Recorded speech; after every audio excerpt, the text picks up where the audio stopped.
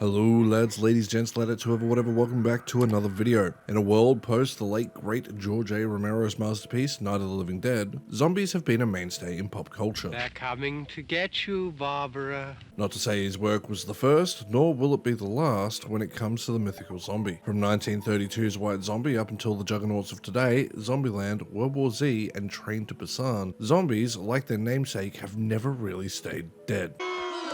Although, for a period during the late 2000s and mid-2010s, in gaming, zombies, just kind of like a horde, were everywhere. You couldn't get away from it. From Resident Evil to Call of Duty, Days Gone, DayZ, and a million others, the genre of zombie horror began to become oversaturated. Basically to a point that every game felt like it would just add a zombie horde mode for the sake of it, becoming the ire of most gamers. Not to say that they were all bad, but they did begin to overstay their welcome a little bit. And although they never did truly stop coming out, at least major franchises would distance themselves from the idea of zombies as a whole. However, during this time, a little indie title by the name of Project Zomboid would release to Steam, going into early access as of November 8th, 2013. Project Zomboid's developers, the Indie Stone, have worked tirelessly over the last decade to create what I see as arguably one of the greatest zombie-based games of all time. Usually, early access is a big red flag, as you may be aware, considering a lot of early access games tend to either fail to launch, be completely buggy and unplayable, or just be lacking enough content to be worth your time and money. Project Zomboid manages to achieve what few seem to be able to do when it comes to early access. The game has gone through over 40 builds along with an extensive modding scene, meaning there is an endless supply of content for you to experience, even though yes, it has been in early access for 10 years. With all this content, it basically means that no two games of Project Zomboid end up having to be the same. This is a major strength in my opinion, especially given the fact the game at its core is a true survival horror game.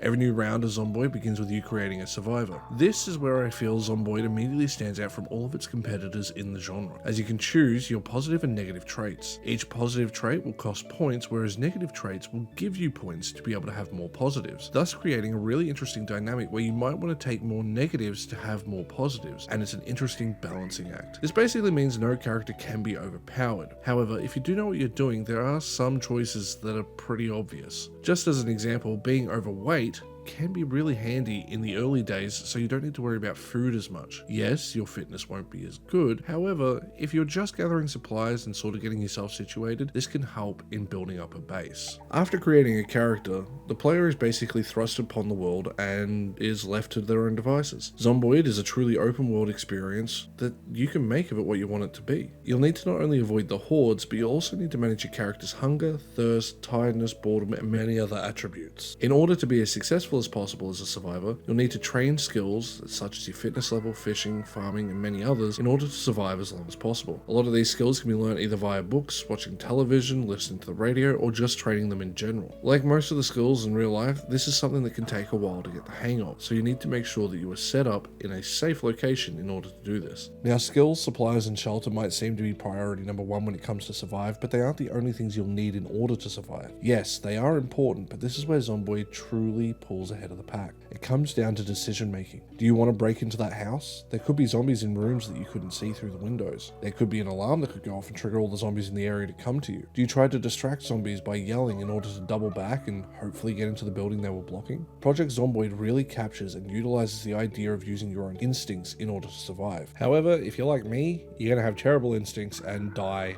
a lot. In order to not die, you need to use your instincts as I mentioned. And one of our best instincts is sound. And this is an area where this game thrives. I know I bring it up a lot, but I think it is an underappreciated aspect of games. As an example, if you make a deaf character, you'll discover that you'll become basically paranoid while playing. I have never had a more terrifying experience than trying to play a game where I could not hear any zombies or even my own footsteps. I was constantly looking over my own shoulders, basically turning into a glorified Beyblade spinning in circles in hopes of staying safe. However, if you do have sound, thankfully most zombies will tend to make noise. However, occasionally you will find one that is in a room just silently waiting for you, and it will scare the shit out of you every friggin' time. Welcome home! What the fuck? The overall openness of this game, especially for a horror game, is pretty refreshing, especially in a genre that is typically a simple journey of going from A to B until it's done, with maybe the odd detour for a few minutes. The only type of games I think I can compare Project Zomboid to are games like The Forest, Green Hell, Sunken Land, and State of Decay. Yes, there are probably plenty of others, but they're the only good examples I can think of off the top of my head. Basically, I would compare it to any game that has a core loop of where a player has to build a base or scavenge in order to survive against a growing number of enemies. The one big difference between Project Zomboid and these games is its core gameplay in terms of the actual mechanics. Zomboid actually plays something like The Sims, not like a traditional third-person or even first-person action game. It's very strange, but because everything is driven this way and everything takes time in order to do certain actions, it makes it a lot more tense. Now, understandably, this is not going to be for everyone. Personally, I like it, however, I don't love it. If I had to compare it to something like The Forest, I much prefer the way The Forest plays because it is typically something I am more used to. However, I don't want to undersell this game just because the gameplay can be a little off-putting at first. Once you are used to it, it becomes second nature, just like any other game. Now, the Sims-like gameplay can be a little bit jarring when it comes to the combat. The combat is very intricate, but not complicated. The reason why I say it's intricate is because you need to be able to use your instincts, as I mentioned earlier, as to how you want to engage. You can take on more than one enemy at a time, but it's not really advised. 1 or 2 zombies, not much of a problem. 3 or 4, doable. By the time you get to 5+, you might want to just get out of dodge. You boys like Mexico? Yeah!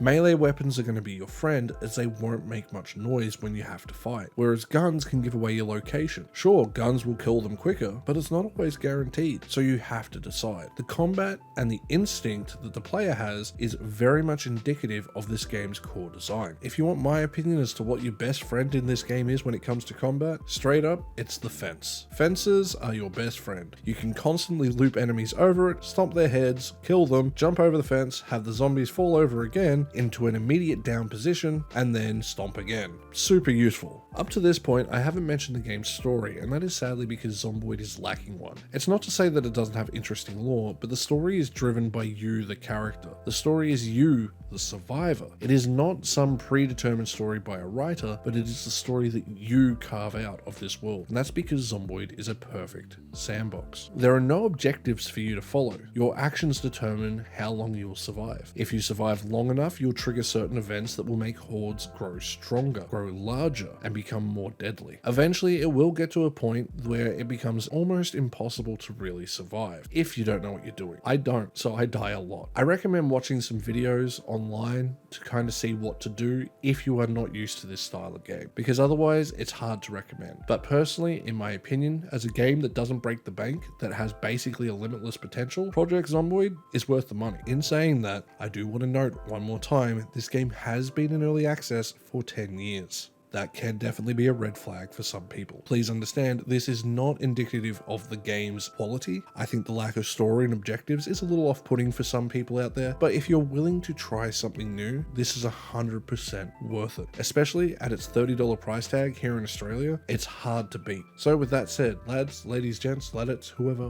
whatever, thank you so much for watching this little video on Project Zomboid. I hope you liked it, and I will see you guys in the next one. Stay safe out there. Bye.